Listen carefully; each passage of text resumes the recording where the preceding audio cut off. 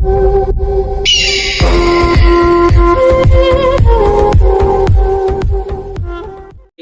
आदिवासी जिंदाबाद जोहार। मार नाव छे सर्जन डावर गराम झीरजामली में रहम। मैं खरगोन बड़वानी लोकसभा क्षेत्र मारा भाई एने 85 में हाथ जोड़ी विनती करो। आने वाले 13 तारीख दहाड़े सुमारन दहाड़े एक चुनाव छे। आपणु काजे एक लोकतंत्र वाचाड़े ओसा व्यक्ति काजे आपणु काजे चुननो छे। लोकतंत्र एक महापर्वन एक भागीदारी बनना छे। आज की तारीख में पोरलाल खरते सर एक नौकरी छोड़ीन 20 साल नौकरी छोड़ीन अपने बीच में आई रही है।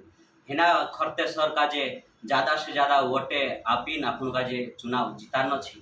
कहा कि जो 20 साल से नौकरी कर रही हतु तेरे में नौकरी बीच में अपना आदिवासी समाजन करता हमेशा दिन रात एक करी मेहनत करतु हतु।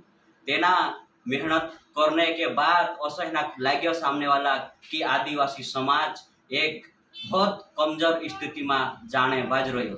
तेना समाज का जे ऊपर लावणे करता खरते सर अपने बीच में एक कांग्रेस पार्टी प्रत्याशी बनी आई रही।